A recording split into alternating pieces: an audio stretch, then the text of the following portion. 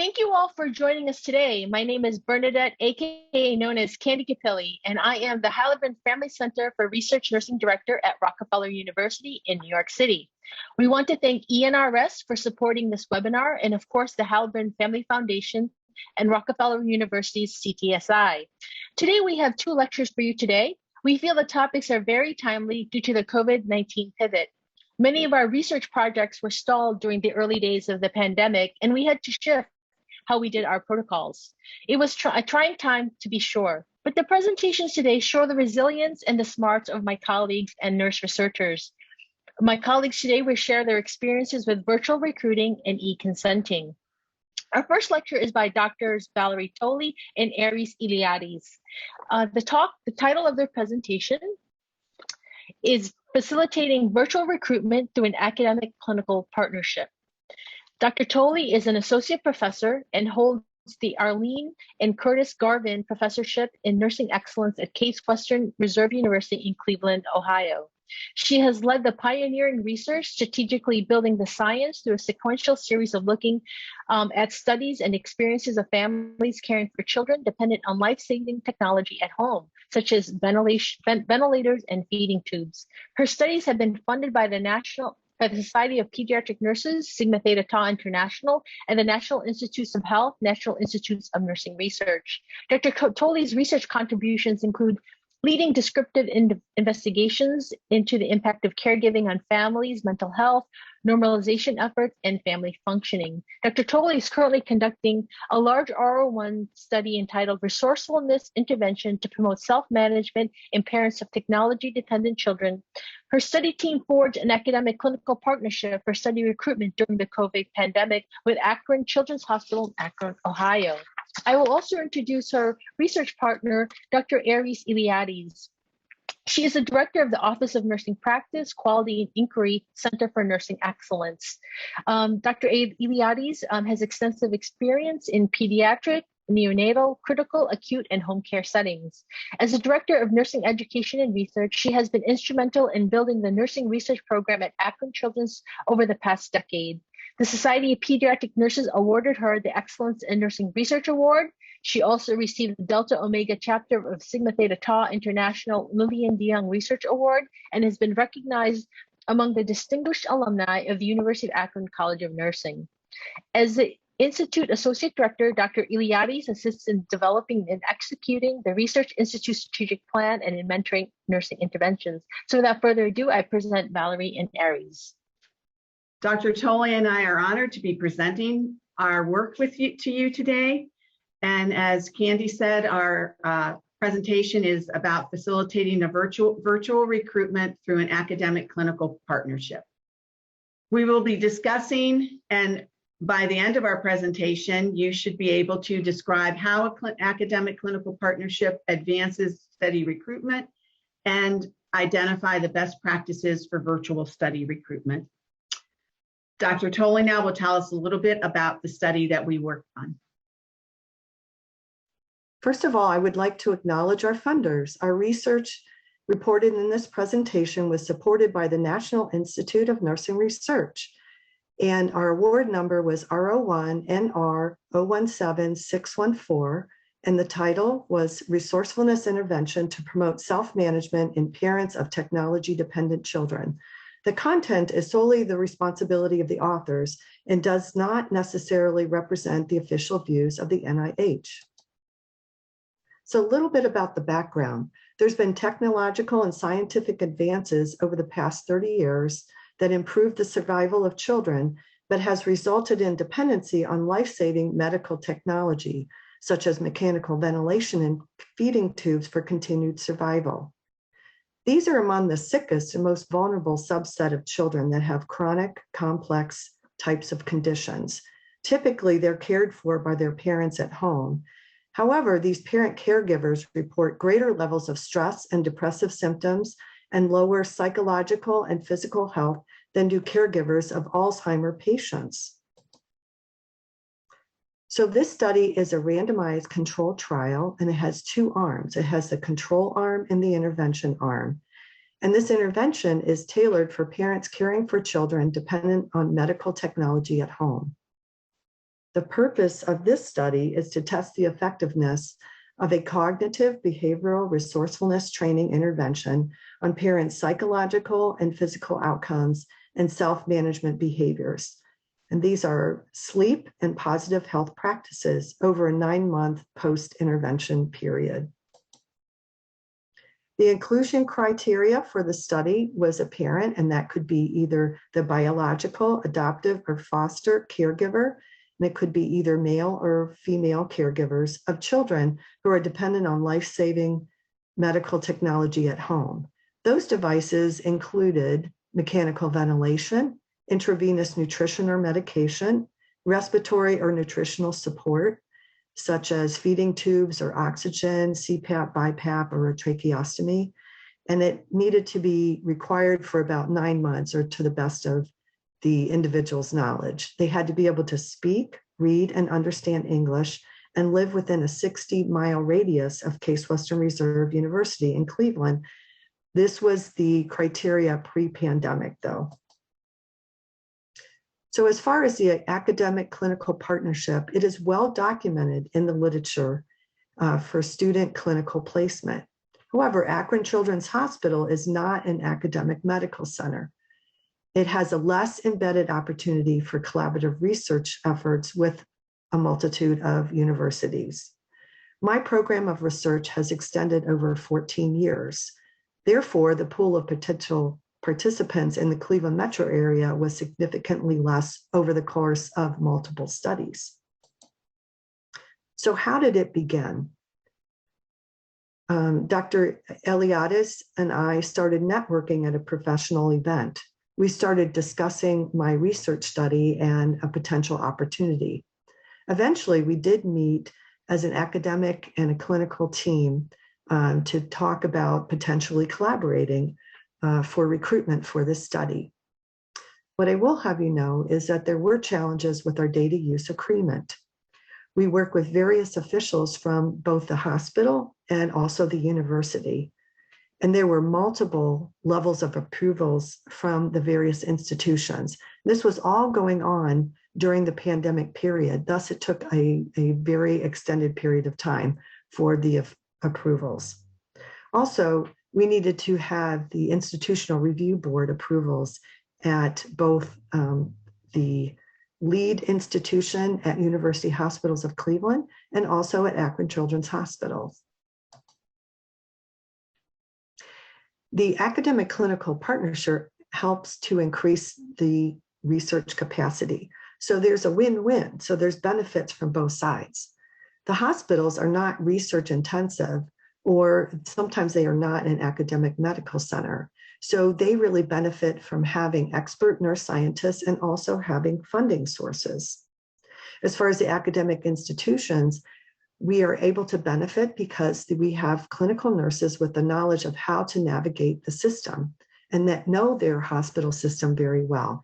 And they can help to identify potential participants. As far as our collective team, that both the hospital, staff, and team members and the academic institution, we work together in a collaborative relationship to problem solve recruitment issues and to find innovative solutions. So you can see it was a win-win for both sides. As far as the study team members, from Akron Children's Hospital, we had Dr. Eliades. She was the site PI. Jessica Cracker was a clinical research nurse. And then we had 3 research scholars, Angela Gulke, Amber Miller, and Shelley Sidora. And then from the Francis Payne Bolton School of Nursing at Case Western Reserve, myself, I was the study PI. We had Sharon Cohen, the project manager, and Marissa Fiala, the research assistant. And so Dr. Eliades is going to tell us more about the Research Scholar Program. The Nurse Research Scholar Program at Akron Children's Hospital started in 2009 with the goal of preparing clinical nurses to participate in the hospital's research mission. As Dr. Tolle explained, Akron Children's is not an academic medical center. We are a freestanding pediatric hospital. That means that we don't have the embedded connection to one single university or college. In fact, we have relationships with multiple universities and colleges as a teaching institution. So we have the ability to interact and network with across multiple universities, but we don't have that embedded. These are the people who are our nurse scientists at our organization. The Nurse Scholar Program is a competitive application process. We accept 3 to 5 nurses per cohort, and they are given 400 hours per 12 months of dedicated time to conduct a study or to work on a study. Oftentimes, their cohort lasts more than an annual 12-month period.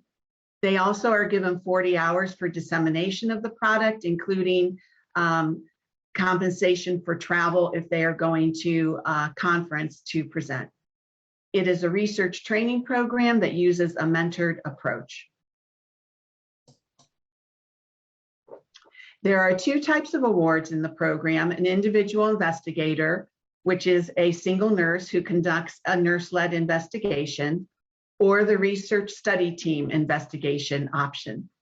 And that's the mechanism that we used for this academic clinical partnership. So we advertised that the research study team investigation for this cohort would be this study with Dr. Tolley.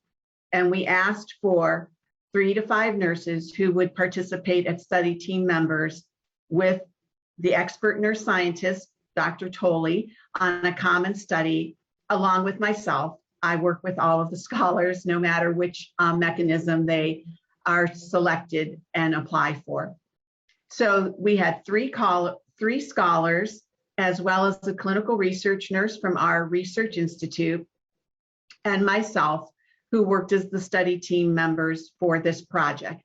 The 3 scholars represented nurses from our neonatal intensive care unit, from a pediatric unit embedded in a hospital about 60 miles east of Akron, where we are the ones who operate the pediatric unit in that hospital, and the assistant manager of our schoolhouse services program, where we provide school health nurses via contracts for around 40 school districts in an 8-county area, serving nearly 100,000 students. So the partnership was formed with Dr. Tolley and myself. So Akron Children's received a subaward to the NINR grant to do the work that we were going to do in recruiting. And our focus was to recruit a minimum of 44 parents of technology-dependent children, 13 of minority race or ethnicity who met the inclusion-exclusion criteria. So the nurse scholars learned a lot about recruitment, and the wide net that they cast with the variability in the areas that they worked in was extremely helpful for this partnership.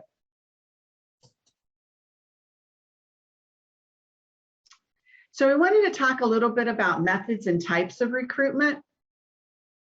So there are both types, being active, direct, or traditional, passive, some contemporary or alternative approaches to recruitment. And then how are those actually done?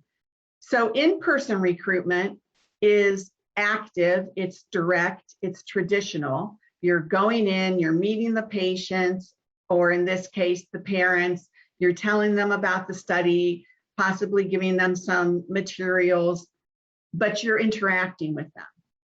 Letters, which are commonly used to be sent out, are more passive. There's something that someone might get in the mail, which gives them information about the study, but it's indirect. There's not a person there in front of them. It is a very traditional approach, though, to recruitment. The telephone is also another way. It is more active and direct because if you connect with the person, you actually can talk to them. And it is, again, traditional. Telehealth is a direct, active, more contemporary approach and is also more of an alternative approach. In addition to telehealth, there is the opportunity to reach people through MyChart or their patient portal, which again is somewhat indirect, but a more contemporary and alternative approach. And then there's a mixed mode where you may use both active and passive. So we did mailings with follow-up phone calls. We did in-person with follow-up phone calls at times. And that can also be a more contemporary approach. Texting can also be part of that mixed mode. Then there's media, advertisements. Sorry, with that. Advertisements or flyers. And again, this is a more passive, indirect, but traditional way. You may see things even in colleges where people can tear off a piece of something if they want to participate in a study. And then the electronic media, the social media. Our organization, as well as others, will put study opportunities up on their Facebook page or on the website for the hospital. Again, it's more passive and indirect, but a contemporary way of recruiting.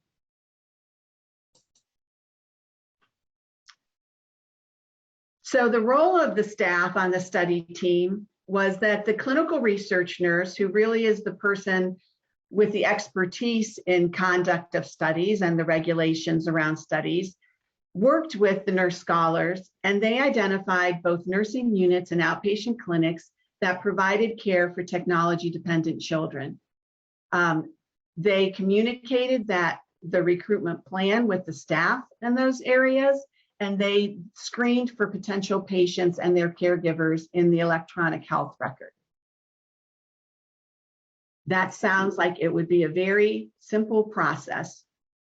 However, children dependent on medical technology typically have multiple diagnoses, and they aren't seen in only one particular clinic. Oftentimes they are seen in multiple places. So we started with an idea of where we would gather these patients or these potential participants, the parents. But that list expanded over time, and it ended up that one of the areas that we did not even identify at the beginning was the most profitable for recruitment.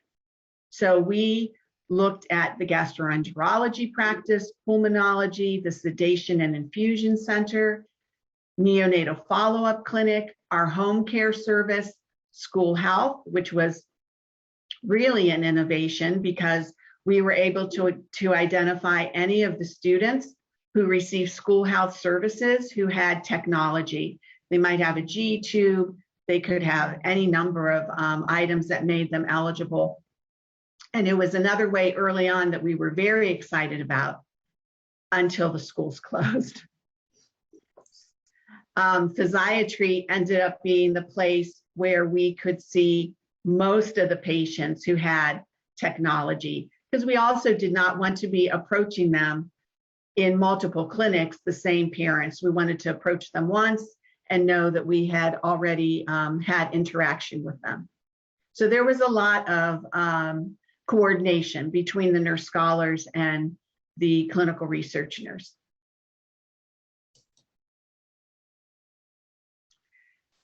So the clinical research nurse or the nurse scholar identified the potential participants by reviewing the clinic schedule and the electronic health record. And then they presented a study information sheet to the eligible parent caregivers, either in a clinic visit, a virtual visit, or through mail. And then when the parent agreed or was interested in the study, our team member sent the name, address, phone number of that potential study participant to the Case Western Reserve study team for possible enrollment. And that was done via secure email. And again, that sounds sort of simple, but it actually was multiple steps to get there.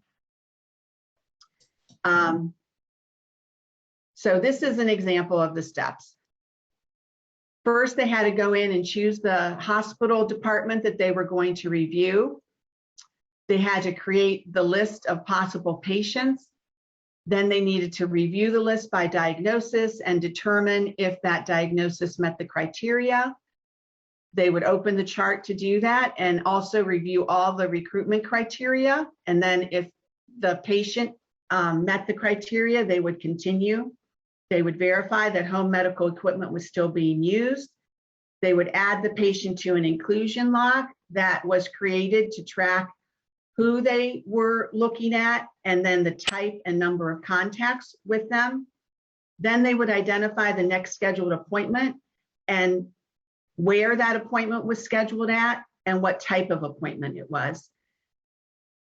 Then they would approach them to obtain the contact information and ask if they were interested.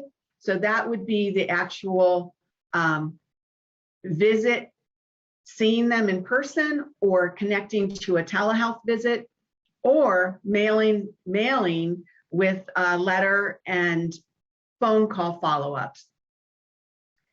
If the person agreed, they would then send the contact information via secure email to the academic study team. And over time, we created this one process for all the types of recruitment: mailing letters with follow-up phone calls, in-person clinic visits, virtual health visits. They use the same steps.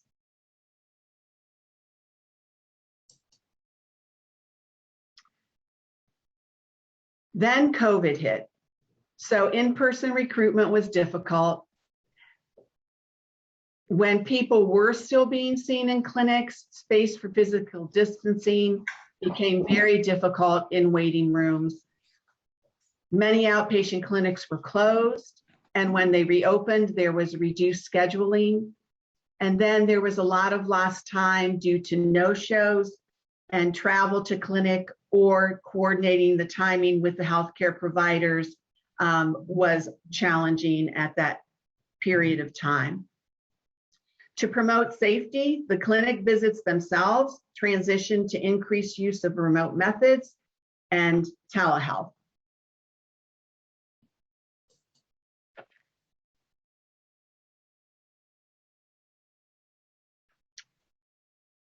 So we met and collaborated to discuss and trial creative strategies to address the pandemic challenge and continue to meet recruitment goals. And the strategy that was developed was to join telehealth encounters in order to present study information to caregivers. We didn't even know that this was possible before. This allowed us to expand our recruitment area outside the 60-mile radius that was initially set when Valerie's team was going to be doing home visits. And the study itself transitioned from in-person home visits to all virtual method for recruitment, consent, and data collection.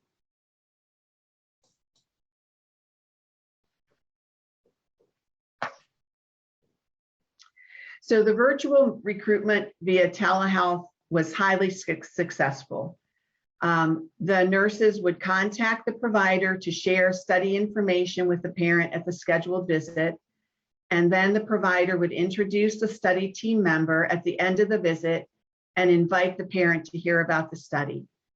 They would share the link to the virtual visit with the recruitment team member, and so they could actually join when they were told that they were ready for them in the visit, and they would go right into the visit as though they were walking into the room. They did need to remind the provider to introduce the study following the clinic visit and to notify the team member when they were finished with their part of the visit.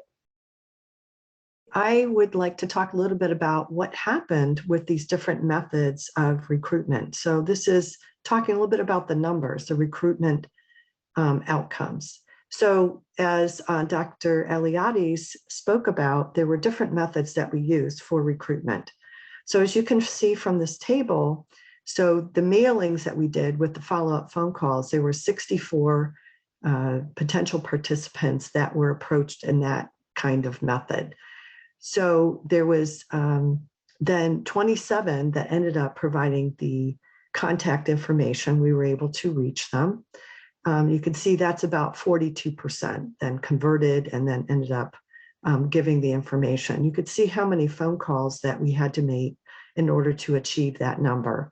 As far as in person, we had 44 that we approached in person, and 43%, 43 individuals that were approached ended up providing that contact information. So you can see that's 97.7% that agreed then to give the information. Virtual telehealth was somewhat similar. We had 12 that we ended up approaching, and 11 ended up providing contact information. So that's 91.7% that ended up giving the information. So in total, we had 67.5% that ended up giving contact information. A little bit of a summary. So we had 118 potential participants that were approached. 79 agreed to have the information shared with the study team. They were interested in participating or hearing more about the study. We were unable to contact 21 of these potential participants, and that's after 5 attempts of trying to contact them. 5 then also declined to participate after they heard more about it, because it is a commitment. This is a 9-month period of time that they're committing to, and there are 5 time points that we do data collection. We found out that 3 were not eligible. So in total, the Case Western Reserve University team was able to reach 58 participants. Of those, 45 enrolled in the study. So that is a total of 77.6%. If we were able to reach them, decided to enroll in the study. So the bottom line is casting a wide net was very key. So also another key thing that we found by the numbers is that in-person and virtual telehealth visits are much more efficient, and there's a better outcome than mailings with the follow-up telephone calls. Also, what worked well in the virtual world? Well, I think what really helped us was that we had regular communication and we had monthly meetings to discuss our recruitment challenges and our strategies. And there's ongoing identification of potential outpatient clinics for recruitment. So really having those meetings really helped to bring that to light. And reviewing target clinic appointment schedules also was very helpful. So especially the research scholars and the clinical research nurse then coordinated the weekly review of those clinic schedules to find out who was going to be going to the EHR and to confirm that these individuals met the inclusion criteria.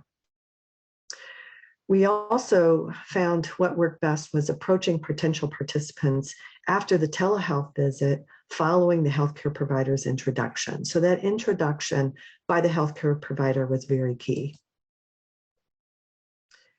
Lessons learned is that academic clinical partnerships really facilitated recruitment. So we are so grateful for that opportunity that we had.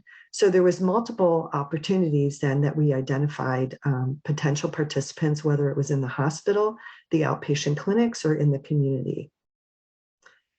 We also learned that the EHR review is very time intensive, but it does also require adept navigational skills to be able to identify if individuals met the inclusion criteria.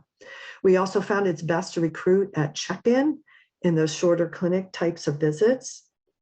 And we found that clinic staff introduction facilitated our conversation, and it really helped to enhance trust. Other lessons learned is having a standard protocol for communicating potential participants in a HIPAA compliant manner was very crucial. So that included doing that secure email. There was also a minimal response that we found to letters and follow-up phone calls and voicemail messages. We have to remember that these families not only have this child dependent on medical technology, but often have up to sometimes 6 to 7 other children. So they're doing many things, so they don't always get back in touch with us.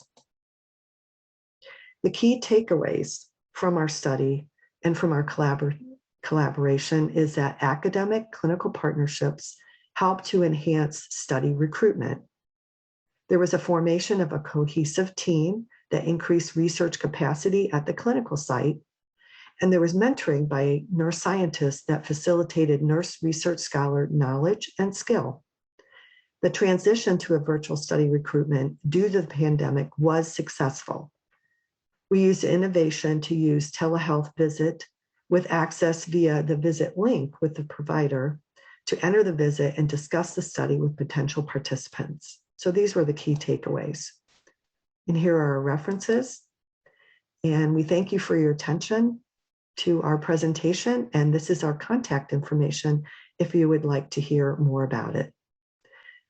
So some questions that some of you may be asking right now is, and this is for Dr. Eliades, I was wondering if you could tell me more about the time frame for the recruitment process and the academic clinical partnership.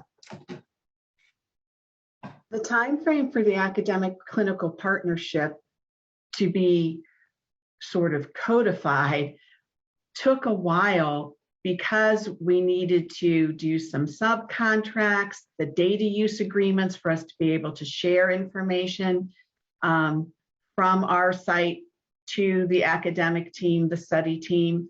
That took nearly a year for us to get into place.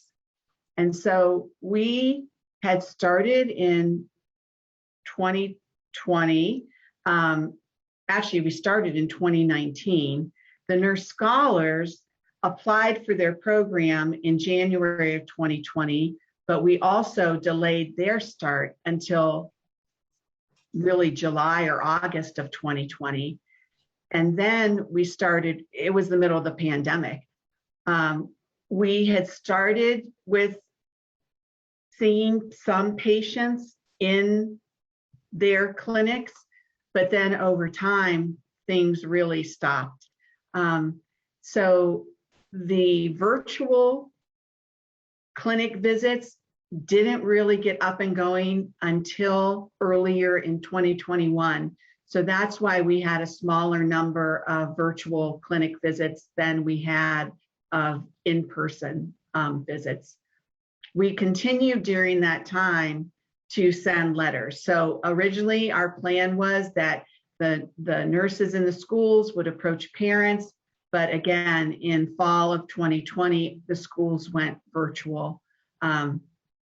They actually went virtual in May of 2020, earlier in the end of that school year. And then some started back in the fall, but again, most of them were virtual for a good portion of the 20 to 2021 school year until after vaccinations were available for teachers. So the time period, I would say, was protracted because of COVID. It made everything go slower at all points. I have a question then for Dr. Tolley. The pandemic led to adaptation in recruitment, consenting, and data collection for your study. Do you anticipate continuing any of the changes in future studies? Well, I would say I really found that during the transition to all remote operations, that included recruitment, somewhat with recruitment, also the consenting and data collection. I would definitely continue that, and here's why. As you heard at the beginning of the presentation, we had a 60-mile radius because we were doing home visits. So that meant we had to send individuals out to meet with the parents in a private place of their choosing, which was most often their home. And so having the option of doing things, remotely or virtually, really helped to extend our area of parents that we were able to contact. I would also say the virtual recruitment through telehealth is something that I would definitely continue and start from the very beginning. And I think it's really the wave of the future with a lot of these telehealth visits. So I would definitely continue that with my next study. Thank you, Aries, and thank you, Valerie, for a wonderful presentation. And thank you for the work that you do, not only for the families and the children, and also for teaching our next generation of nurse scholars, Aries. That's amazing. So we will now go to our next presenters. We have Dr. Hazel Smith and Eleanor Hoover. Their presentation is titled Experiences of Using E-Consenting. So Eleanor is a research nurse for the local clinical research network West Midlands core team in England. She's also a pre-doctoral clinical academic fellow from the Unit of Academic Primary Care from the Warwick Medical School in Coventry, England. And Dr. Smith is her mentor. She is an honorary research midwife. She has an appointment with the James Paget University Hospitals from the National Health Services Foundation Trust, also in England. She's a communications officer and past chair for the Irish Nurses, Research Nurses and Midwives, and member of the International Association of Clinical Research Nurses Research Committee. Dr. Smith's experience includes being a clinical research midwife, a research coordinator, manager, and also a lead for several national and international studies, as well as winning awards for her own research studies. So without further ado, I give it to Hazel and to Eleanor. Thank you, Candy, for the introduction and for inviting us to present today. It's a real honor to be able to talk to everybody about electronic consent. My name's Eleanor Hoover. I'm a National Institute for Health Research pre-doctoral clinical academic fellow and clinical research nurse in Coventry, England. I work mainly in primary care in general practices as a research nurse, but was redeployed during the pandemic to work on vaccine trials at a large secondary care hospital in Birmingham in the West Midlands. And I'm part of the research subcommittee with the IACRN. And I've been asked today, along with Dr. Hazel Smith, to talk to you about electronic consent. The current COVID-19 pandemic has almost fast-tracked the future for us in the adoption of more decentralized trials, which means new approaches to technology.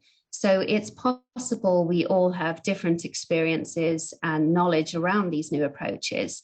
I know for me, the pandemic has been the first time I've seen e-consent in practice, so there is much to learn and share. So in this webinar, I'm going to give you an overview of what e-consent is, how it works, the potential benefits, talk about some of the challenges and reflect on where we are now. And then I'll pass you on to Dr. Hazel Smith, who will talk about her experience of e-consent during the pandemic. So I think it's important to remember that the informed consent process aims to provide potential participants with information about health research that enables them to make an informed decision as to whether they choose to take part or not. And it forms the cornerstone of ethical practice in health research. So what is e-consent? So there are quite a few descriptions and definitions of what electronic consent or e-consent is. Some consider it a tool and others an approach. But what it does is uses an electronic process that includes interactive interfaces, such as tablets or websites or digital media like videos or audio, to enhance the presentation of information and to allow potential research participants to provide informed consent for participation. There are various ways in which it can be used, and it seems that there isn't one set way of doing things at the moment. The provision of information can be face-to-face with interaction with electronic methods, so perhaps posting hard copies of informed consent documents for teleconsenting or e-media, and there seems to be various hybrids between these two methods. And sometimes e-consent is just a way of supplementing the traditional paper-based approach, or it may completely replace it. Many countries in Europe still don't accept e-consent for various reasons. Many European countries' national laws don't allow for electronic signatures because of the perceived risk of mis or false identification of patients. But however, now there are many secure methods to confirm someone's identification remotely. In recent years, we've seen the UK and Belgium authorities come out with formal statements guiding on their expectations on the use of e-consent. such as the joint statement by the Medicines and Healthcare Regulatory Agency and the Health Research Authority on e-consent in 2018. And the Food and Drug Administration in the US have accepted and encouraged the use of e-consent for many years. However, prior to COVID-19, it was reported that only 92% of clinical trial researchers have never used e-consent, which is rather a lot. But perhaps this has increased since the start of the pandemic. There doesn't appear to be a global figure, but it would be interesting to find out what that is now. So evidence suggests that e-consent is being used face-to-face or during tele or video consenting. During teleconsenting, potential participants are meeting virtually with study researchers via video call to discuss study procedures, having previously been sent any relevant information electronically. And this all happens before completing an online document that can be electronically signed and then saved digitally. And there are a number of custom-built platforms for entirely virtual consenting with commercial software programs such as RedCap, for instance, that many of you may be familiar with. So as we all may know, there have been some recent benefits to the use of e-consent, moving from face-to-face and hard copy signatures. So what are some of those known benefits? Well, e-consent is reported to potentially improve research workflows by reducing the physical burden of the collection of the hard copy signed consent data, although it would be interesting to know if this is what research nurses are experiencing. It may minimize errors associated with archiving and storing paper consent forms, which facilitates the searchability of data for recruitment. And it may also enable easier audit and quality control checking, and possibly prevent potential participants just ticking boxes without really reading or understanding the information.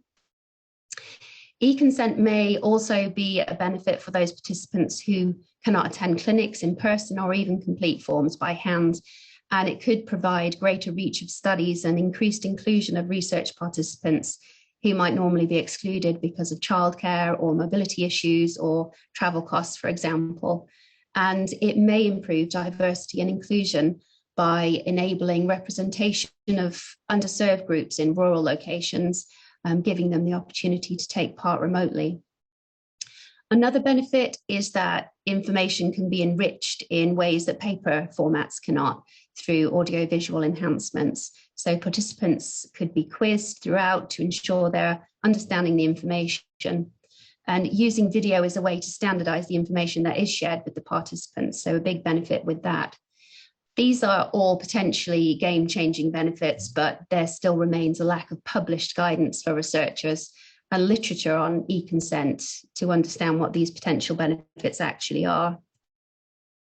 So what are the challenges? A scoping review by Chen et al. 2020 revealed that there are 5 areas where e-consent poses some significant challenges. And these challenges are around the ethical, legal, and social issues, user interface, user experience, the comparison to paper, enterprise scalability, and the changes to consent. So the ethical, legal, and social issues include the digital divide. So younger participants have been found to be a bit more satisfied with using technology for informed consent, whereas older participants can be more skeptical of mobile technology and concerned about the privacy and confidentiality of it. There's also biobank specific issues. So biobanks, which recruit large numbers of participants to contribute to samples, have other challenges around informed consent. Because there are such huge numbers of participants who require obtaining consent from, and there's a need for linking electronic records and other information such as family history and other risk factors. So many studies are retrospective, so sending information in advance is not necessarily an option. And also biobanks usually operate under different protocols approved by various institutional review boards. Another ethical issue is electronic signature validity. So there are different compliances in the US and the UK and European countries in regard to electronic signatures. And one particular study has reported that some institutional review boards were uncertain about the validity of electronic signatures and which laws apply and how signatures could be stored. And this seems to have yet to be ironed out. And then there's the trust issue. Participants are concerned about privacy breaches, data misuse, and anonymity relating to e-consent. So some researchers have used encryption for transferring data and avoid storing it on a server, although this appears to be inconsistent and also needs some further guidance. And then we have the user interface challenges. So using multimedia can increase the comprehension effort of participants, but in some e-consent software, there are ways for participants to annotate and make comments, which is a good way of questioning the research. There's also evidence of e-consent being carried out with researchers being remotely present. There are reports of some negative experience as the identity verification process can be quite time-consuming, which can decrease satisfaction, although it could be viewed also as improving security. And then we have the comparison to paper methods. So there's evidence that some participants report better understanding, with some from rural areas reporting that it's easier to use and more interesting. But there is still a gap in the evidence base to understand if level of understanding is improved for underserved populations in health research. So the evidence base so far doesn't provide enough evidence that e-consent is better than paper consent, particularly around facilitating understanding of information. But on the other hand, there are studies that suggest face-to-face interactions only should remain part of the e-consent process, particularly for the higher risk studies. There are issues around customization of the amount of information. So e-consent might provide a way of tailoring the amount of information provided to participants. And there's some evidence that suggests that participants actually prefer to receive less information. And there's evidence to suggest that participants read informed consent documents quickly, especially when on paper. So some evidence reports users don't throw out review information electronically, skimming through the agreements quickly. And on the other hand, there are reports that participants find e-consent less stressful to use as they go through the information at their own pace. There's enterprise scalability, so there is the potential to scale up e-consenting, integrating research data with electronic healthcare records. And then authentication, it's been highlighted that there's a need for proper authentication using usernames and passwords, which can also help to track versions of protocols and informed consent forms. So to summarize some of the major difficulties at the moment facing e-consent, there are the concerns around the age and digital literacy, unreliable internet connections in rural places. Some people still prefer paper. And then there's participants should still be offered the opportunity to speak directly with researchers. Comprehension also is associated with different education levels, and there can be some errors in completing e-consent. So where are we at now? Currently, it would seem there is no unified approach or guideline for replacing paper consent with e-consent. And the limited data we have so far tells us that consent's not necessarily better at facilitating comprehension of information compared to the traditional methods. And there is still no acceptance of the electronic signature widely. From a UK perspective, there is a lack of familiarity with e-consent technology, which would need to be addressed as the landscape changes. And it does beg the question, would recruitment increase in trials if more people were able to access health research remotely? A review of current practice by Skelton et al. 2020, which is a review from the UK, reported that e-consent approaches are generally well received, although this is limited by the amount of evidence. And then the review also reports that some participants view e-consent positively, although some raise concerns over the practical aspects, including digital literacy and confidence with technology, especially with increasing age. However, there was a study by Jaya Singh et al. In 2019 that focused on the feasibility of a tablet-based consent process with older adults, suggesting that there was no difference in user-friendliness between electronic and paper-based consent.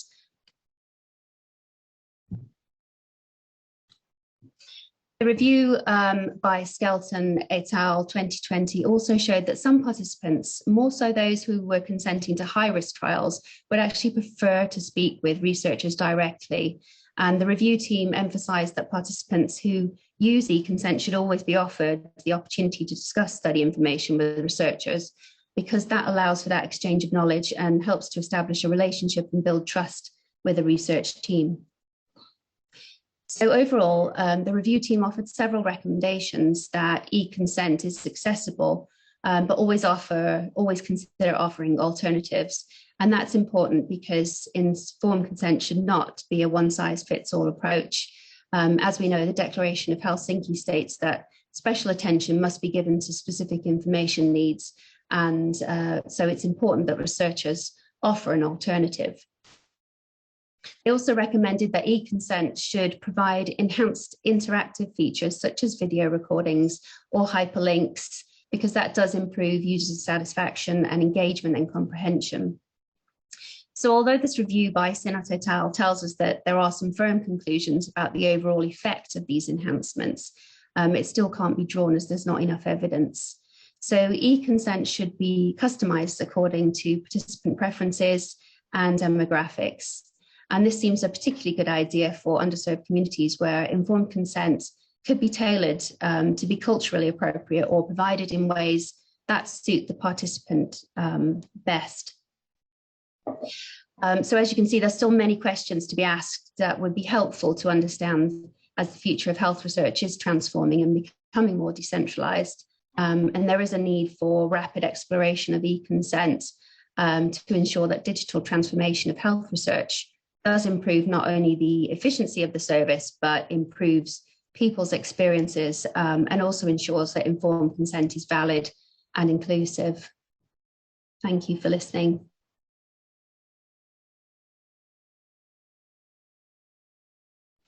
For the last 10 minutes of this presentation, I'm just going to talk through my reflection of e-consent while I was a research manager within a trust in England. So these are just my thoughts and experiences of using e-consent, and I hope you find them useful. So for my reflection, I just looked at a paper consent form. Now, this consent form is publicly available from the UK's Health Research Authority website. And when I was going through this consent form, I compared it to my experience of e-consent, and I was asking questions as I went through it. And for some of the questions that I was asking myself, I still don't know the answers to. So with the consent form, for a participant to use e-consent, they need internet access to read the information sheets in the consent form. Studies will often ask for an email address, and quite often then the copy of the consent form goes into their junk or their spam folder, so they don't actually then often receive a copy themselves of their consent form. And all of this needs an electronic device, so phone, tablet, laptop, and some e-consent forms run better on different devices or on different internet platforms.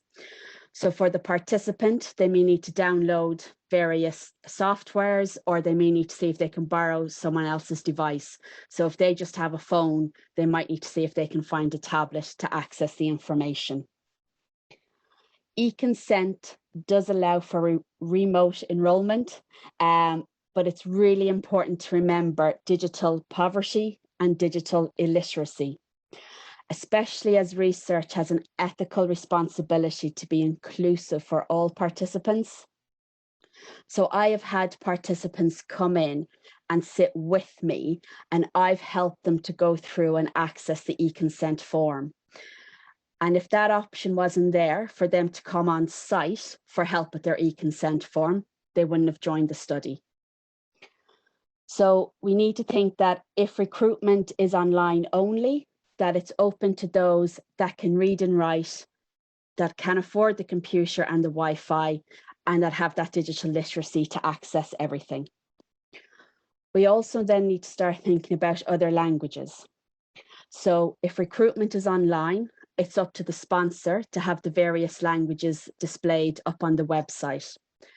the participant mightn't always be able to negotiate the website to pick which language they need, or their language mightn't be available. And the other thing that I have experienced, and this is with paper consent forms, was amendments were made and information sheets were available in different languages. And one of the languages was a native language for one of our staff. And they read through the information sheet and spotted errors. So we thought, uh-oh, better check the rest. So we put out a general email across the hospital asking, if anyone is a native speaker of X, Y, and Z, could you please review some documents for us? And everyone came back with feedback for us. So it's really important that when everything's online, that we're just not hitting Google Translate for information, that we're able to verify that the information in whatever language is correct for the potential participant that's reading it. The other thing, and this is me and my technological skill set, that I struggle with when printing a paper consent form is getting the headed paper right in the printer so that the logos are at the top of the page. And one of the things I have found with e-consent is that generally you have the logo of the sponsors at the top of the form, but none of the headed paper or logos of the site. So I've noticed that difference between paper and e-consent. Now, I can always print off the participant's e-consent form on the headed paper if that's what they want. But I'm still not quite sure where we stand with the need for headed paper. Is it a requirement with e-consent? And these are points that Eleanor touched on about having, consistent laws and policies across the board on how we present this information. So with the studies I have worked on, they've all had the required approvals. But for me, kind of some of the questions I'm still looking for is there a must-do task for paper consent? Because for valid consents, the participant needs to initial every box.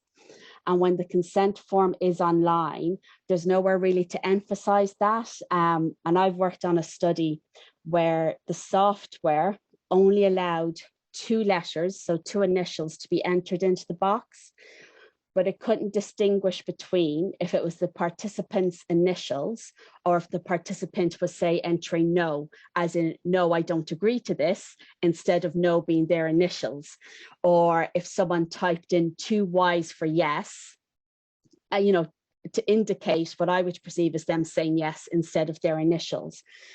So it's one of those things with the e-consent form, with the system automatically saying all the boxes are filled, have all the boxes been correctly filled? And in my experience with a lot of patients, they'll often have maybe 3 or 4 names. So that's 3 or 4 initials. But if the software limits you to 2 initials, well, then you have to decide which name you're going to drop when you're signing the box. So again, it's just that mindset of inclusivity for all the participants that are entering in their information. And it can take, for me in my experience, it can take up to 24 hours from when the participant has completed their e-consent form for the site to be alerted, say that Hazel Smith has signed the consent form. So it is just another thing to kind of bear in mind with how you slot in appointments, is have you slotted in enough time to allow the system to catch up? And do you need to cast an eye over the e-consent form to make sure that it's valid and it's correct and that you can confirm what you need to confirm with the participant? And kind of one of the things that as a site, when we're notified about new information sheets, so new versions of consent forms, if it's electronic, does the system automatically alert and say it has a list of 20 participants who need to be reconsented because there's been a substantial change in the information sheet? So does the online e-consent system get in touch with all those participants to regain their e-consent?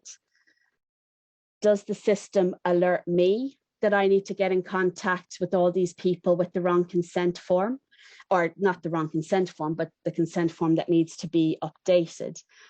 And if it's all online, does the website, correctly supersede the information? And if someone accidentally signs, because nothing ever gets deleted on the internet. So a participant could very easily sign a previous version. So it's just thinking about how we manage all those amendments. It's a lot easier when it's paper because we physically control it. But when it's online and a lot of it's being auto-generated by a computer, how confident are we that it's the correct version, that the correct version of the information sheet with the correct version of the consent sheet, and that those that need to be reconsented have been reconsented? So these are just kind of things that I'm wondering how we monitor it, and I'm not too sure myself. And one of the other things with GPC, so good clinical practice, is that consent needs to be informed. And, and this very much touches on what Eleanor discussed already. In my experience so far, you really can't be face-to-face, having that partial consent of, having an telephone call or a virtual call with the participant as they go through the consent form. In my experience, I've had participants that as you go through the consent form with them, they change their mind and they're like, no, I don't want to join the study. Or they're thinking, oh, I'll leave the study. And then as they go through it and you're talking with them, they decide to join it. So you lose that kind of bit of interaction when it's all e-consent. And I have also seen with the e-consent forms and the slides, is that for our sites, the signature and everything is generally the principal investigator. When it's an e-consent form, the generic signature on the form is that of the chief investigator. So it's not customized to the site, it's the chief investigator, but it's down to each site to make sure the form is correct and that all questions have been answered. The other issue with consent is that with virtual consent, does the participant type their name? Does the participant, with some of them, you have to use a mouse to sign your name, and depending on your own mobility issues, what device you're using, it can be quite difficult to sign your name with the mouse. And not everyone has a JPEG or a PDF of their signature that they can just insert into a document. So it's, also thinking about those kind of final details of how the form is completed. And then just one of the other things that I was thinking about during this is that we're always told that you have 3 copies of the consent form, that, the participant is handed a copy that you photocopy on site and you give to the participant. You do a second photocopy and you put that in the medical records, and then the original is kept in the site file. But when it's electronic, are you still printing that e-consent form for the site file? So e-consent hasn't resolved any issues in terms of space. But when it comes to the regulatory authorities, when they're coming to monitor me, are they going to be happy if I direct them to a folder on my desktop or show them the e-server that I use to access the consent forms? Or are they going to want to see that I've printed each of the consent forms? And, these are things that I don't know the answer to. These are, my thoughts and thinking about e-consent as I've been running through it. The other issue is, do not underestimate how often that web link will break. So you'll have a participant who swears they filled in the consent form. It's been 24 hours and they've come in for their study visit, and you still haven't been alerted that they've signed that consent form. Now, sometimes what happens is when they sign the consent form, it then generates their study number So you're dependent on the electronic system working so that you can take their samples and label them and send them off. Or sometimes what happens is you're allowed then take a paper consent form if you don't have the electronic consent form, so that you're sure that you have informed consent when you're taking the samples. But the system won't recognize the paper consent form. The system only recognizes the e-consent form. So then again, it comes down to the final thing of, can you scan and upload a consent form to show that the date and time of consent was taken before the samples? Or can you add a note to the system to say, please see, the site file for the original paper copy that was signed pre-electronic consent? Because if you get them to re-sign the electronic consent form while they're in with you in the hospital, because you haven't gotten the alert and you're not sure if it's gone through, have you now enrolled that participant twice to the study, and they now have 2 study numbers? So they're just kind of things to think about when a sponsor approaches you with e-consent, is the practicalities of being able to implement it, because we're so often think, oh, this is brilliant, e-consent, it will reduce so much of our time and work. But actually, the amount of time you could be spent trying to taste, that confirmation that the consent form has been received by the system and that it's valid, can take just as long or longer than paper consent and sitting down face to face with someone. So, as I said, these were just my reflections, my thoughts on using e-consent. And last year, I got a lot of that with the pandemic, and I do hope you found it useful. If you do have any additional questions for any member of the team, our web addresses are available there on the screen. And I know that when we were practicing this run through of the presentation, we were asked some questions. So I'm going to put Eleanor on the spot now, and I'm going to ask her the questions that I was asked with this presentation. So Eleanor, kind of the most commonly asked questions I get around e-consent is, as you can see in the screen in front of you there, when you say e-consent, do you mean the patients will be consenting online without any interaction with the research nurse? So they're just reading the patient information sheet and then clicking through a consent form online? Or would it include a telephone video call consent with appointments? Thanks, Hazel. Yep, that's a really good question. And I think, as I explained in my presentation, at the moment, it would seem that there are a variety of approaches to e-consent, and there doesn't seem to be one single approach. So there are examples of e-consent being the patient receives the information before electronically, and then they visit the nurse in clinic. This is my own experience, actually. And then you discuss the study further with them. So you get that face-to-face and electronic information as well.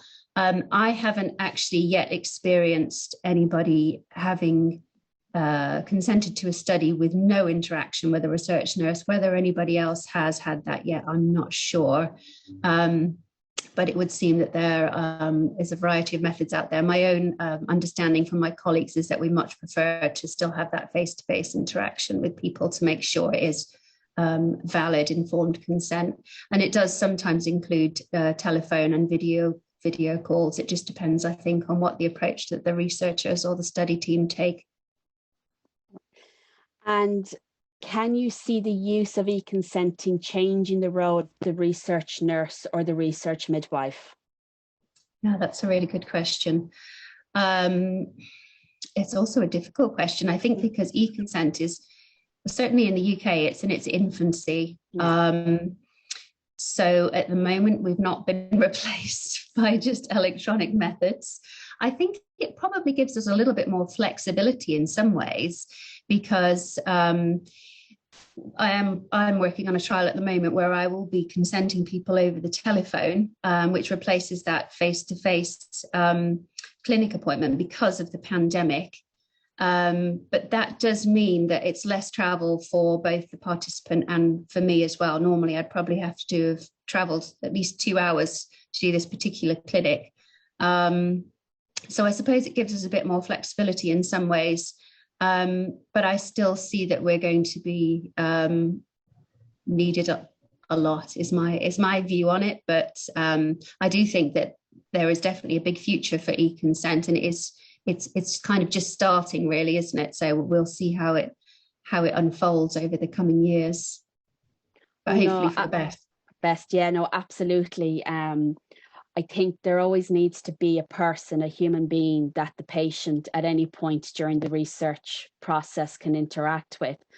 But I think it highlights how important it is. We know at the moment that good clinical practice is going through a major revision. It'll be its third revision. It's legally binding in Europe, it's legally binding in the States. So now is a really good time, I think, for us when we're thinking about the role of the research nurse and the research midwife. Do we want to be more vocal in how we exercise our opinions and our thoughts on how these GCP changes that are being suggested, and then how they're being brought forward? Because we are bound by a code to always ensure that the patient's voice is heard and that the patient's rights are respected. So I think it's going to be really interesting, the discussions coming up on how e-consenting and the impact on the role of the research nurse and midwife. And then the final question is, and this was from a research nurse, is that a big part of my role involves seeing the patient, building a rapport with them and taking them through the consent process. With more patients consenting online, potentially without any research nurse involvement, how can we adapt our role to ensure that we're still able to support patients in their research journeys? And that is a mean question to end on, but I wish you luck. That is a mean question. Thanks, Hazel. Again, drawing from my own experience, I know that patients like to speak to somebody. It can be, I guess it's a bit more difficult to build a relationship when you haven't got that face-to-face, even if it's a video call. Telephone conversations can be good, but it's nice to see a face, isn't it, behind the voice. So I think as research nurses, I think we probably have a responsibility to make sure, if that's what patients and potential participants want, if they still want us to be involved, so they have somebody that they can see and talk to, whether it is over a screen, that we raise their concern and make sure that we meet their expectations. I do think it's really important that we still have as much involvement as we can, because there's always questions, and we know, well, I know in my own experience, it's a lot of information to take in, isn't it, when you first meet with a research nurse. So it's always nice to have somebody that you can phone or question afterwards. And, you know, we do get to know, if it's a long trial, you do get to know some of your patients, and that's a really important part of the experience, isn't it? So I hope that's helped answer that tricky question. I'm such a nice person. But I think it's really important as well, because kind of a lot of the approach that we're talking about here are adults, and adults that have capacity to make informed consent. And we also need to think about children and those that don't have capacity, whether it's due to a long-term condition or an injury, that we will always have patients and participants that don't have capacity to consent, and they need our support, or they may have some capacity. And if we are removed in our role of protecting the patient and everything goes via e-consent, do we know for sure that Hazel Smith, as a 70-year-old woman with Alzheimer's, has really signed that e-consent form, and it hasn't been someone else, and I'm just going along to the hospital because I think I have to go? So that's where I really think the value of having like a research nurse or a research midwife is, we are good characters at being able to judge the body language and the surroundings for our patients when they're being approached. And I think that that's something that needs to continue for our patient population. But that is the end of our presentation, and I hope everyone has enjoyed it. Oh, thank you so much, Hazel and Eleanor. I definitely enjoyed all the presentations, and especially sharing the insights you've had and the questions that you bring about, especially for e-consenting. It is still, very much new for most all of us. And I do think it will, will continue to grow. And I love the idea of, having, the nurses or scientists, research nurses out there being more involved in the process, because certainly you both have brought up issues that, that we have to think about, right, in terms of our ethics and making sure the patients truly have been consented. So I thank you all again for joining us, and I hope you've also enjoyed our presentations with my colleagues here. And I guess that's all for us for now. Thank you so much.